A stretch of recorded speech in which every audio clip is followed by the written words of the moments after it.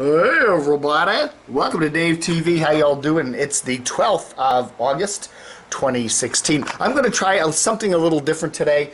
I'm posting this on Facebook. Okay, Facebook has a video thing out. I haven't figured out how to monetize it because I do like to monetize my videos on YouTube, but I'm doing a lot of YouTube reviews on YouTube, and its channel's growing rather rapidly, and I'm going in a different direction on YouTube. I've been doing DCR TV, local media news updates on YouTube for quite a while, and I'm gonna try moving things around and seeing how it works. So this one's gonna be on Facebook.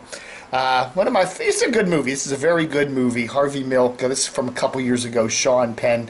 This was a guy who was there was a crazy time in San Francisco, but he was a gay dude, and he became one of the head supervisors there in town, and eventually got a horrible ending to his life.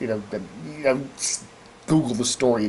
But it's a fascinating story. Anyway, so a couple of weeks ago, WMAL's morning team of Larry and Brian, who I really don't think like each other, I'm getting more and more. They put little snippets in what they say, and it's kind of zigzag, jing-jagging each other. Anyway. They did something where, there's the news that the Navy was going to name a ship after Harvey Milk, okay? And the reason, because Harvey Milk had served in the Navy, and Harvey Milk was from a Navy family. So there you go. There's a whole total reason for that.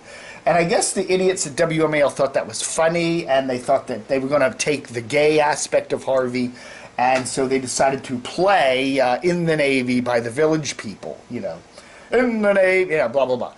And they're laughing, ha, ha, ha. I don't know. That really rubbed me the wrong way. I just went, it's sad. Here's this man who had a tragic life, and the tragedy there, the fact that his life was cut short, what was it, assassination?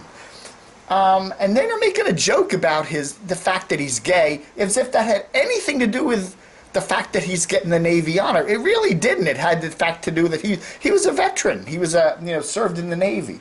I don't know, man. I just thought that was just, I don't know. Maybe that's the jump the shark moment, Brian and Larry. From then on, I just really don't like these guys. Especially Brian, man, there's something really annoyingly obnoxious about Brian Wilson. I don't know. So anyway, WMAL's ratings, 15th. You think in the heat of the Trump campaign and all the news, they'd be doing a little better than that. But the interesting thing is, their cumulus sister, WRQX, which is Hot Adult Contemporary, Jason Kidd now on in the afternoons, they're up to 9th. They jumped up to 9th. I'm seeing a trend there. They are going up. They were 9th. They were like 13th at the end of July, and now the first rating period for August, which is actually really technically July, they're now up to 9th. So I think that is a definite trend and not just a crazy little blip. So we shall see about that, but I don't know, man. Okay, the other big news lately is Comcast SportsNet to simulcast the Junks WJFK show. Odd graphic there, huh? So what? As somebody said, nobody watches Comcast SportsNet in the mornings. They have an audience of maybe 10. So what? I don't know. WJFK, yeah, I realize they're locked in a head-to-head battle with Dan Snyder's WTEM ESPN 980, but their ratings, they do okay. They make money. The CBS, CBS's cluster here in Washington is pretty lame.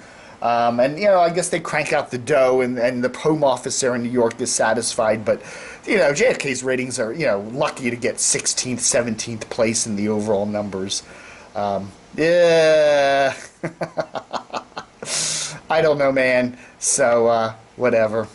All right, folks. The other interesting thing is you may know this, I ended my Washington Post subscription. I've been a print subscriber, internet subscriber of the Post for my whole life practically. We moved to the Washington area when I was 14, and my parents subscribed to the Post then.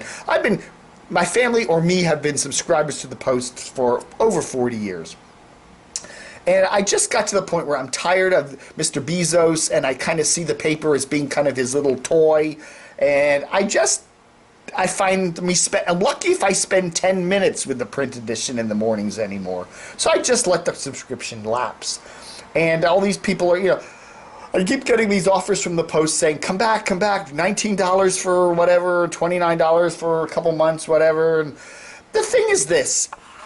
Okay, I can get the print edition over at Starbucks. I always find it sitting there. Somebody's read it and just thrown it on the table, so it's not a big deal. But seriously, if you want to get the internet edition and you don't want to pay for it, it's so friggin' easy. Number one, install the Google Chrome browser on your system if you don't already have it. It's the most popular browser. Number two, always download a thing called AdBlock and install that. Okay, just Google for the information on that. No ads, comes up nice. You'll get the front page all the time. They won't give you any password nags.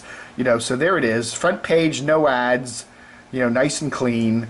And then what you do is when you see a link like this, when you go to an internal page, now the Post will often hit me up for, hey, you're not a subscriber, how about subscribing? But what you do is you right click on the link, and then you just hit open link in incognito window, and there your ad. Now you will get some ads on the internal pages, but you can look at pretty much anything, and they're not going to nag you for subscriptions. So and again, there's so many other sites to get news from these days. News sites, local and national, Huffington Post, Drudge, local TV stations, WTOP. There's so many places to get news. I don't need to be paying for the Washington Post for it, when in fact a lot of their stuff is, I see it in the Wall Street Journal, the New York Times the day before. So anyway, so there we are. Let's try this out on Facebook. Dave TV for the 12th of August 2016. You book 'em, Dano.